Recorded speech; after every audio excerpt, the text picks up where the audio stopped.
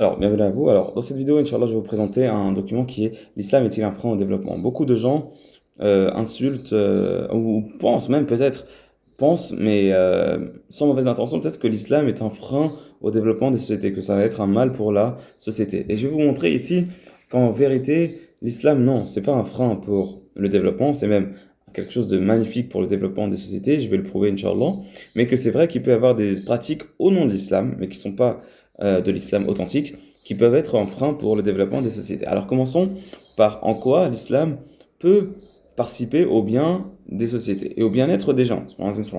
Premièrement, par les ordres intrinsèques à l'islam, comme par exemple, premièrement, la justice. Vous savez, la justice, c'est un pilier essentiel pour le bien, pour la bonne santé d'une société. La justice, quand les gens se sentent en sécurité au niveau de leurs droits, alors ils ont une certaine liberté. Et cette liberté se transforme en une certaine entreprise. Et donc ils peuvent entreprendre, ils peuvent commercer, ils peuvent être créatifs, etc., etc., puisqu'ils savent que leurs droits sont protégés. Et ça, c'est quelque chose de très important en islam, le fait d'être interdit de l'injustice, même à l'échelle individuelle.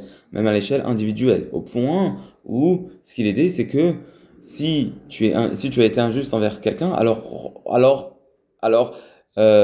défais-toi de cette injustice avant que n'arrive le jour de la résurrection et que même le bélier qui a été tapé par un autre, ou même le mouton qui a été tapé par un bélier, par exemple, eh ben, Allah subhanahu wa ta'ala, il juge entre eux, il donne s'il y a une injustice, et il donne le droit à celui qui a été tapé injustement. D'accord? C'est-à-dire que le jour de la résurrection, il y aura un transfert des bonnes actions entre les êtres humains et un transfert de mauvaises actions. Si, par exemple, la personne, elle n'a plus de bonnes actions, donc c'est-à-dire que si, par exemple, une personne, elle a une dette envers quelqu'un et qu'elle ne lui a pas payé dans ce bas monde-là, alors elle lui paiera de ses bonnes actions. Si elle n'y a plus de bonnes actions, qu'Allah subhanahu wa ta'ala nous préserve de cet état-là, Allahumma amin, et bien l'autre qui a des mauvaises actions, elle lui met des mauvaises actions sur elle. D'accord? Mais Allah subhanahu wa ta'ala, donc, un truc fondamental, une chose fondamentale dans l'islam, c'est que l'injustice est complètement interdite. Et donc, faut, comme Allah subhanahu wa ta'ala dit dans le Coran, dans le Shurajim, Inna Allah ya'muru bil adl. Allah subhanahu wa ta'ala ordonne bien certainement la justice, wal ihsan et la bienfaisance, wa ita'i dhil qurba, et le don aux proches. Donc ça, c'est une chose qui est très importante à signaler. La justice. La justice, et il y a de nombreux hadiths et de nombreux versets, ou un certain nombre de versets de hadiths qui parlent de cette importance de la justice et d'être contre l'injustice. Et voilà, donc ça, c'est une chose qui est très importante. Premièrement, la justice. Deuxièmement, par exemple, le développement économique qui ne se fait pas, mais sain, par l'investissement, etc., etc. Par exemple, il est interdit de demander, à moins qu'on ait vraiment besoin, trop besoin, et qu'on soit un peu capable de quémander. Ça, c'est pas bon, d'accord? Et celui qui quémande alors qu'il n'est pas en droit de quémander, alors, ça, c'est quelque chose de très mauvais. Peut-être qu'il aura son visage qui sera le jour de la résurrection, il n'aura pas de visage, ou son visage sera enlevé, ou enfin, il aura un problème. C'est d'accord, faut être indépendant des gens au niveau financier. Faut être pauvre vis-à-vis d'Allah subhanahu wa ta'ala, mais c'est-à-dire demander à Allah subhanahu wa ta'ala seul, sans associé. C'est lui qui enrichit, c'est lui qui nous donne ses bienfaits, c'est lui qui nous donne. C'est à lui qu'on tend la main, et c'est à lui même qu'on pleure. Ya Allah, donne-nous, Ya Allah, Ya Allah, Ya Allah, la sharika lak. Pas d'associé à Allah subhanahu wa ta'ala. Ne demande pas à autre qu'Allah subhanahu wa ta'ala. Donc, il y a cette indépendance économique qui est encouragée, dans le fait d'investir, etc., etc. Et on a des grands exemples, par exemple, de Sahabi, comme par exemple Othman ibn Affan, radiallahu anhu, qui était riche, un riche commerçant, etc., etc. Ne quémande pas. Mais voilà, il y a ce développement. C'est sans usure, etc. Mais c'est des investissements ou c'est du travail réel, etc., etc.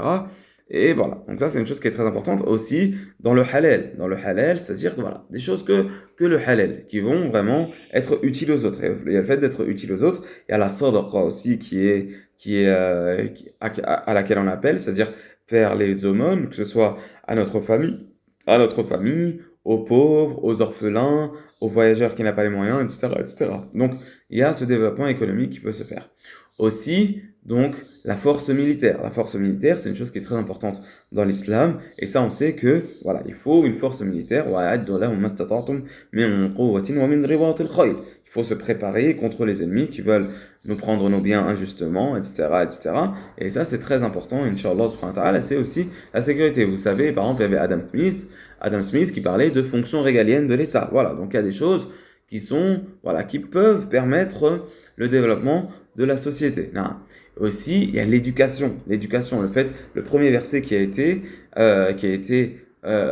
descendu, c'est Iqra, lis. Hein, la compréhension, ne pas être dans des superstitions, mais être dans la logique, dans le savoir, dans la raison, dans le bon sens, dans être attaché à ce qui nous est utile pour notre bas monde et pour notre akhira.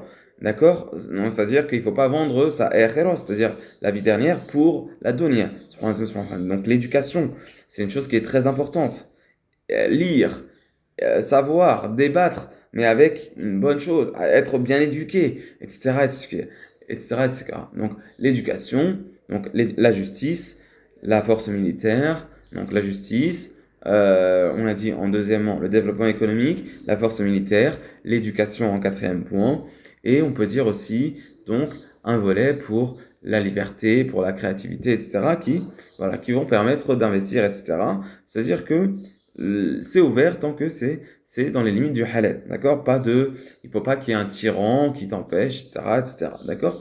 Bon, d'accord? Donc ça, c'est une chose qui est intéressante vis-à-vis du développement. Néanmoins, il peut y avoir des choses qui sont dites au nom de l'islam qui vont, qui vont être contre le développement des sociétés. Par exemple, qu'est-ce qu'on va prendre? Par exemple, donc là, on a parlé de justice. Par exemple, voilà, par exemple, on va accepter l'injustice, soi-disant par respect pour le sultan, par exemple. D'accord? Donc ça, c'est grave. Il ne faut pas accepter l'injustice. C'est contre l'islam, c'est contre ce qu'Allah subhanahu wa ta'ala dit. D'accord? Subhanahu wa ta'ala dit. Et il te dit que أكبر الجهاد أو أعظم الجهاد أو أفضل الجهاد كلمة حق عند سلطان جائر. Le meilleur des djihad, c'est une parole de vérité, une parole de justice face à un sultan qui est corrupteur. D'accord? Donc ça, c'est une chose qui est très importante. Donc là, voilà. Et il y en a qui vont justifier, ils vont dire, ah, il faut pas que tu fasses de fitna, il faut pas que tu fasses de désordre dans la société, alors obéis au sultan, même s'il est injuste, etc., etc. Or, il est très important pour la communauté de dire à celui qui est injuste qu'il est injuste. Il est très important de dire à celui qui est injuste qu'il est injuste et d'interdire le mal. Et ça, le prophète alayhi salam nous a encouragé à cela, ou nous a ordonné cela, le fait de ordonner le bien et d'interdire le mal. C'est pas parce que, voilà, et ne pas, voilà. Donc ça, c'est une chose. Et ne pas, justement, favoriser les notables par rapport aux non notables dans les affaires de justice, etc., etc. Non, c'est une justice similaire pour tous. C'est très important. Mais justement, et ça c'est un grand danger que le prophète alayhi salam, dont le prophète alayhi salam, il a mis en garde, c'est-à-dire qu'il y a des gens qui vont utiliser la religion, et donc ça c'est une chose qui est très importante aussi à savoir, qui vont utiliser la religion pour des causes injustes. Ils utilisent la religion pour des causes injustes. Ainsi il a dit alayhi salam, innama akhafu alaykum kulla munafiq alimul lisan, ou innama akhafu alaykum al-a'imma al-mudillin, ou innama akhafu alaykum, ou akhafu ma akhafu alaykum, al-shirk al-asghar, proche de cela. Et tout ça, c'est lié ensemble. Ce que je crains pour vous, c'est tout hypocrite à la langue savante. Tu vois, c'est un hypocrite qui va par exemple soutenir l'injustice, mais qui va utiliser la religion. Ou encore, innama akhafu alaykum, tout imam qui égare. C'est un imam, mais il égare. Ou encore, le shirk al-asghar, c'est le plus petit shirk qui est l'ostentation. Et bien évidemment, ce munafiq-là, il est dans l'ostentation. Il va essayer de prendre les formes, etc. Il va prendre la forme, etc. Mais il va dire ce qui ne plaît pas à Allah Ta'ala. Ça, c'est parmi les pires choses. C'est parmi les pires choses chez les musulmans, ou dans la communauté, qui peut arriver aux musulmans. Ce sont ces imams-là, qu'Allah subhanahu wa ta'ala nous en épargne. Allahumma amin. Et qu'il enlève ces mauvais imams. Allahumma amin. Non. Donc ce que je disais, c'est que voilà, le soutien de l'injustice au nom de la religion, c'est quelque chose qui est absurde. C'est quelque chose qui est absurde. Deuxièmement, par exemple, donc le soutien de l'injustice ou d'une justice à deux vitesses. ou à deux poids, deux mesures. Ensuite, par exemple, il y a quoi encore? Euh, donc, par exemple, le fait, un certain fatalisme qui peut être prôné par certains, c'est-à-dire dire, ah, de toute façon, moi, mon risque est écrit, donc je fais rien. Non, faut que tu sois fort, faut que tu sois utile à l'autre, faut que tu partages, etc., etc. Voilà, faut que tu aides, faut que tu aides. La yazalu Allahu fi auni al-abd, talama al-abdu fi auni akhihi. Allah subhanahu wa ta'ala ne cesse d'être à l'aide de son serviteur tant que le serviteur est dans l'aide de son frère. Il faut être en aider et faire, etc., etc. Aussi, par exemple, l'injustice envers les femmes. Il peut y avoir une certaine injustice envers les femmes, etc., ou envers les hommes, etc., etc. Euh, Quand on dit, par exemple, ça c'est un sujet qui est important, on ne dit pas à la femme de ne pas travailler, on ne lui dit pas ça. Elle peut, ça c'est quelque chose qui se fait. Ce qui est sûr, c'est que la femme, elle a des droits. Par exemple, le mari, il doit lui payer à manger, se vêtir ou s'habiller comme lui il fait, ben il fait pour elle. Ça, c'est son droit à elle. Mais elle aussi, elle doit en contrepartie lui obéir, le suivre, être bienfaisante vis-à-vis de lui aussi. D'accord? Il y a de l'amour ou voilà, il y a de l'affection entre eux et de la miséricorde. D'accord? Ça marche comme ça. Donc ça, c'est une chose qui est importante. Mais globalement, elle est indépendante financièrement, etc., etc. Après, si elle se marie, ça dépend du mari. Son mari, peut-être qu'il la laisse vendre. Il y a des maris qui préfèrent, eux, que leur femme ne vende pas, etc., etc. Ça revient à chacun de décider. Mais l'entraide, toujours l'entraide, et voilà. Ensuite, voilà, donc d'autres choses qui sont dites par exemple au nom de l'islam, donc le fatalisme, l'injustice envers la femme, non, les injustices, etc., l'obéissance au sultan dans l'injustice, etc., non, tout ça c'est pas juste. Qu'est-ce qu'il dit aussi? Par exemple, être pauvre, ça existe aussi chez les chrétiens, c'est-à-dire qu'ils vont prétendre que alors l'ascétisme de ce bas monde, c'est-à-dire être pauvre, ne pas vouloir de ce bas monde-là, etc., etc. Or, ce qu'on a dit, c'est-à-dire que la dua la plus fréquente du Nabi alayhi salam, ça a été rapporté Allahumma rabbana atina fid dunya hasana fil akhirati hasanatan wa qina adhaban nar. Ya Allah, notre Seigneur, donne-nous dans ce bas monde du bien et dans la akhirah du bien et préserve-nous du châtiment du feu. Et الحياة الدنيا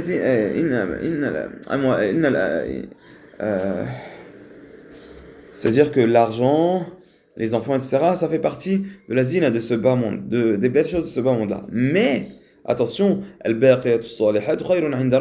les bonnes actions qui perdurent et qui sont bonnes, ça c'est meilleur chez Allah subhanahu wa ta'ala. C'est meilleur pour toi-même, c'est meilleur de faire les bonnes actions. Ça a plus de poids pour toi. La akhirah, elle est meilleure, c'est-à-dire que le paradis c'est meilleur que ce bas monde-là. Mais attention, faut être reconnaissant, remerciant pour les bienfaits qu'Allah subhanahu wa ta'ala te donne dans ce bas monde-là, tant qu'ils sont halal, etc., etc. Donc, voilà, une certaine pauvreté qui serait prônée par l'islam. Non. Même si, là aussi, il y a des débats. Est-ce qu'il vaut mieux être parmi les gens de science? Est-ce qu'il vaut mieux être pauvre ou est-ce qu'il vaut mieux être riche? Et donc là, ça revient à, ça revient à quoi? Ça revient à quelle est ton intention derrière? Quelle est ton intention? Est-ce que ton intention, c'est de soutenir, par exemple, la parole d'Allah subhanahu wa ta'ala avec l'argent et de soutenir le bien?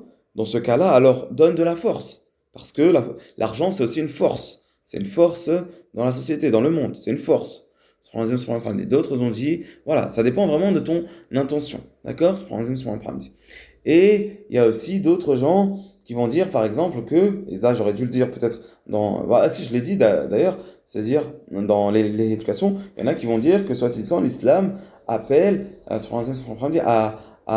qui n'est pas raisonnable, à l'ignorance, etc. Ça c'est complètement faux. C'est complètement faux et fallacieux comme accusation, puisque il y a beaucoup de versets où il est écrit, par exemple, Afala ya'qilun, par exemple, ne raisonnent-ils pas, ne prennent-ils pas conscience, ne comprennent-ils pas?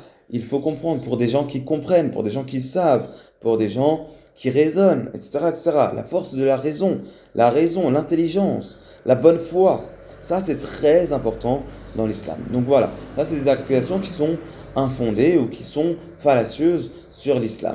Et donc, nous, ce qu'on dit, c'est qu'au contraire, l'islam, c'est un bon vecteur pour, premièrement, le développement personnel et pour le bien-être personnel et pour le bonheur personnel dans ce bas monde-là et dans la akhira. Donc on l'a vu avec des arguments raisonnables, mais même avec un verset du Coran, quand Allah subhanahu wa ta'ala dit Man amila salihan min dhakarin aw untha wa huwa mu'min falanuhyiyannahu hayatan tayyibah thumma lanajziyannahum ajrahum bi ahsani ma kanu ya'malun. Ceux qui font les bonnes œuvres tout en étant croyants, mâle ou femelle, homme ou femme, alors nous allons leur faire vivre une bonne vie dans ce bas monde-là, une bonne vie, puis nous leur donnerons, nous les récompenserons du mieux que ce qu'ils faisaient. Donc ça c'est une chose qui est importante, la foi et les bonnes actions. Aussi, donc voilà, donc l'islam voit du bonheur pour ce bas monde et pour l'au-delà, et aussi à l'échelle mondiale, à l'échelle de la société. Il y a beaucoup de biens. Et d'ailleurs, si vous regardez, on peut étudier comment, par exemple, la Constitution française a été